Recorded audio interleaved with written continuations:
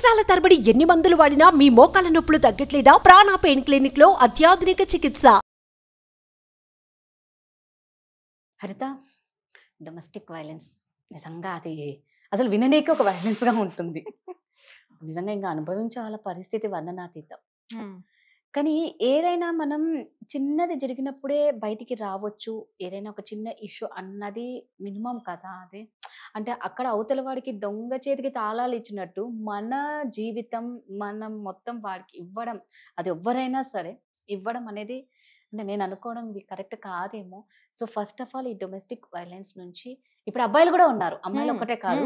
So ఇద్దరు ఎలా బయటపడాలి, వాళ్ళకు అర్థం అయిపోయినప్పుడే బయటకు వస్తే బెటర్ కదా. సో దీని గురించి ఒకసారి మాట్లాడదాం.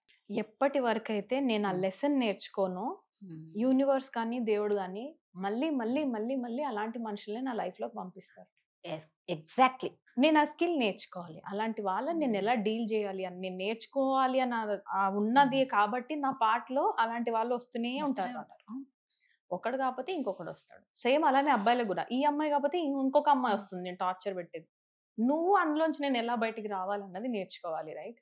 డొమెస్టిక్ వైలెన్స్ ని నెవర్ ఎంకరేజ్. నువ్వు నన్ను అడిగావంటే మాత్రం నాకు నీ చెయ్యి ఇరగొడతాను కొడక అని అంటాను. నువ్వు నా పైన చెయ్యేసావంటే నేను కూడా చెయ్యి మిర్రర్ లా అంటోళ్ళం.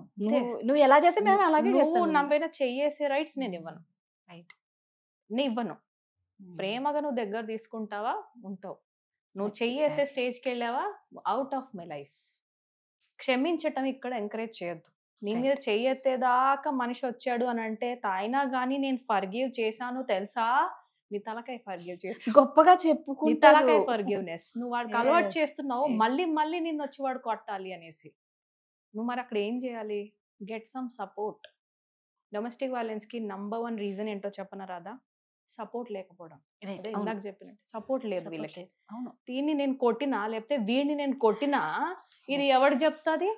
దీనికి చెప్పితే వాడు మాత్రం ఏం చేస్తాడు, వెనకాల ఉన్నాడు వాడిని కూడా నేను కొడతా అన్నప్పుడు వీళ్ళు ఎంకరేజ్ చేస్తారు. వీళ్ళు వాళ్ళ పైన చూపిస్తారు ఫ్రస్ట్రేషన్ అంతా. దానికంటే వెళ్ళి బ్యాడ్మింటన్ బ్యాట్ మీదనో, క్రికెట్ బ్యాట్ మీదనో, లేకపోతే గ్రౌండ్ లో ఫుట్బాల్ మీదనో చూపించుకోండి. డొమెస్టిక్ వైలెన్స్ చేయాలనుకునే వాళ్ళు అట్లీస్ట్ ఆ ఛాంపియన్స్ అవుతారు. అంత ఫోర్స్ నీలో కోపం ఉన్నప్పుడు దాని మీద చూపి, ఆ బాల్ వెళ్ళి కోర్టులో పడుతుంది, నీకు కనీసం మనీ వస్తాయి. ఇంట్లో ఆడపిల్లల మీద చేతులు ఎత్తి ఏం సాధిస్తారు రాదా? నేను ఎక్కువ అవి చూస్తాను కాబట్టి అదే. లేదు నువ్వు అన్నది ఒకటే కరెక్ట్ హరిత. ఏంటంటే సపోర్ట్ లేని వాళ్ళే ఎక్కువ ప్రాబ్లం వాళ్ళే ఫేస్ చేశారు. ఎందుకంటే దీనికి ఎవరున్నారు, దీని వెనకాల ఎవ్వరు లేరు, ఏం చేసినా మనమే ఉన్నా. వాళ్ళు ఆ పక్కన అడిగే వాళ్ళు కూడా కూడా పోనీలేండి సారికి అడ్జస్ట్ అయిపోండి, మా అమ్మాయిదే తప్పులేండి, మేము చెప్తాంలేండి.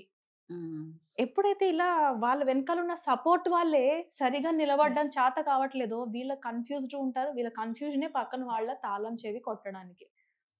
అరే బెదిరిస్తున్నారు రాదా, వింటే బాధేస్తుంది తెలుసా, మీ అమ్మని 4 పీకితే తెలుస్తుందిరా అంటే I was like what the hell. మీ అమ్మని 4 పీకితే తెలుస్తుందిరా అంటే నువ్వు ఏం అలవాటు చేస్తున్నావు నీ కొడుకుకి? రేపు ఆ పిల్లగాడు అలాగే అయిపోతాడు. వాడు అదే నేర్చుకుంటున్నాడు కదా తల్లి నుంచి తండ్రి నుంచి. వాడేం నేర్చుకుంటున్నాడో చెప్పనా? ఓకే అబ్బాయి కాబట్టి నేను 4 పీకాలి, రేపు పొద్దున్న పెళ్ళం కూడా ఇలానే పడాలి. వాడు పడే పెళ్ళం రాకుండా ఉల్టా పెళ్ళం వచ్చింది అనుకో నిన్ను జైల్లో వేస్తుంది. ఇప్పుడు జైలు కేసెస్ ఊరికే పెరుగుతున్నాయా? This is what he's happened with the parenting also. నేను ఒక స్కూల్లో మా బాబుని తీసుకొస్తున్నాడు బయటికి, బాబు ఏడ్చుకుంటూ వచ్చాడు. మళ్ళీ చెప్తాను ఈ ఎగ్జాంపుల్. ఎక్కడికి వెళ్ళినా బాబు ఏడ్చుకుంటూ వస్తూ ఉంటే వాళ్ళ తాతగారు అడిగారు అనమాట, ఏం రా ఏడుస్తున్నావు? నాన్న ఆమె నన్ను కొట్టింది నాన్న, మా ఫ్రెండ్. పేరేందిరా అంటే ఏదో అమ్మాయి పేరు చెప్పాడు. అమ్మాయి కొడితే ఏడుస్తావేమిరా, తిరిగి మనం 4 కొట్టాలే కానీ. అండ్ ఐ వాజ్ లైక్ ఇట్లా చూసినా నేను, సార్ నీ ఏందన్నా కరెక్టే నన్ను వినింది అని. మనం అబ్బాయిలం రా 4 పీకాలే కానీ మనం ఏడవరా, అది మనం ఏడిపియాలి అన్నాడు. Is this what you're teaching to the next generation? No, దానికంటే కొంచెం బెటర్ ఉంది కదా. Can you make friends? వీళ్ళని చిన్నప్పటి నుంచి అలా చేస్తారేమో. డొమెస్టిక్ వైలెన్స్ వాళ్ళకి అదే చూసారు.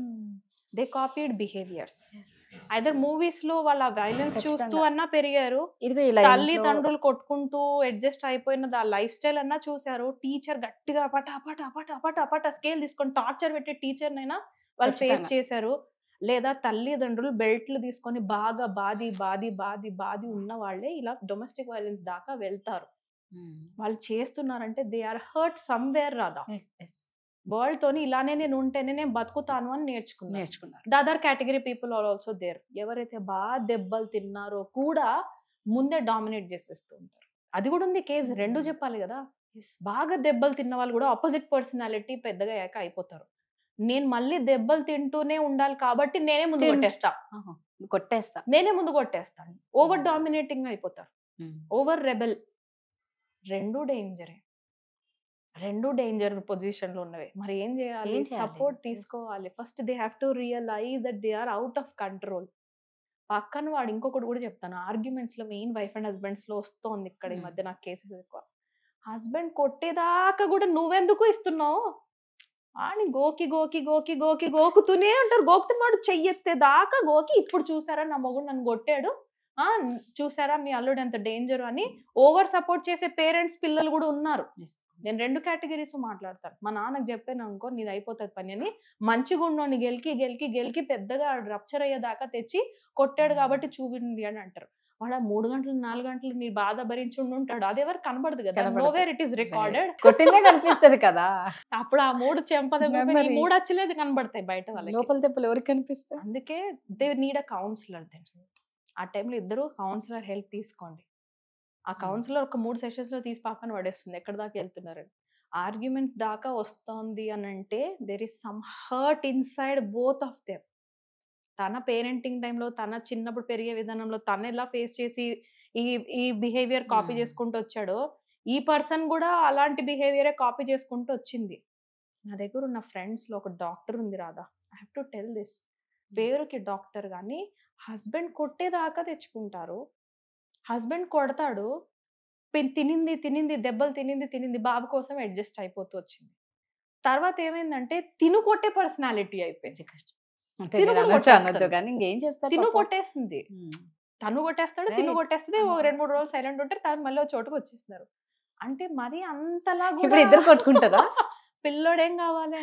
ఇద్దరు కొట్టుకుంటారా ఇప్పటికీ? పిల్లోడేం కావాలి రా డాక్టర్స్ మళ్ళీ చెప్పుకోనికి.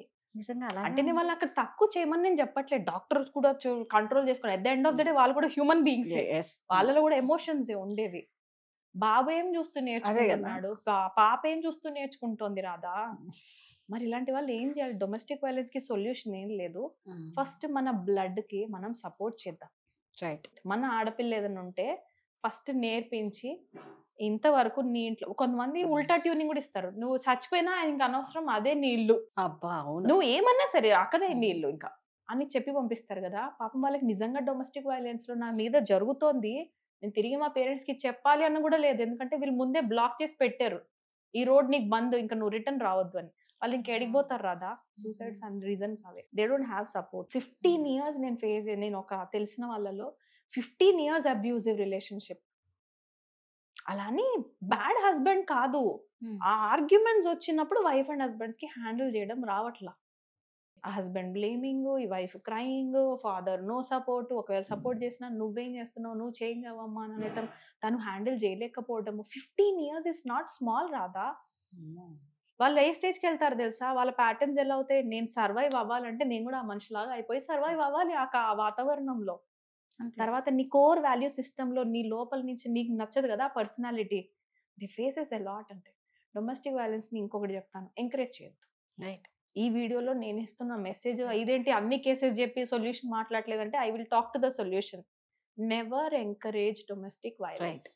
బెదిరించు, పోలీస్ సపోర్ట్ ఉంది, ఒక్కసారి పోలీస్ దగ్గరికి వెళ్ళి పోలీస్ స్టేషన్ లో నిలబడి సెల్ఫీ పంపి, నేను ఈడున్నాను కంప్లైంట్ ఏమంటావు అంటే వాళ్ళే తగ్గుతారు. రైట్. ఆ స్ట్రాంగ్ అయినా అయిపోండి, లేదంటే రిలేషన్షిప్ నుంచి బయటకన్నా వచ్చి ప్రశాంతంగా బతకండి. బట్ అక్కడే ఉండి అక్కడే బతికి ఆ దెబ్బలు తింటూనే డ్యామేజ్ చేసుకుంటున్నారు, సెల్ఫ్ డ్యామేజ్. నా బాడీకి నేను తర్వాత మళ్ళీ ఏంటిరా నా లైఫ్ అన్నప్పుడు నీకు నువ్వు మళ్ళీ ఉండదు కదా, అప్పుడు వెళ్ళి సూసైడ్ చేసుకుంటారు. దానికంటే ఇది బెటర్, ఫేస్ చేసి బయటకు వచ్చేయడమే బెటర్. కరెక్ట్, ఖచ్చితంగా. ఎందుకంటే బయట చాలా ఉన్నాయి, భయంకరంగా ఉన్నాయి రాదా, పెరిగిపోతున్నాయి. బయట కూడా ఆప్షన్స్ చాలా ఉన్నాయి, అదొకటే కాదు కదా లైఫ్ లో, అదొక్కటేనా? బయటకు వచ్చి ఒక్కసారి హ్యాపీగా ఉండొచ్చు. Yeah, super, thank you. Suman టీవీలో మీ పర్సనల్ అండ్ బిజినెస్ ప్రమోషన్స్ కోసం కింది నెంబర్కి కాంటాక్ట్ చేయండి.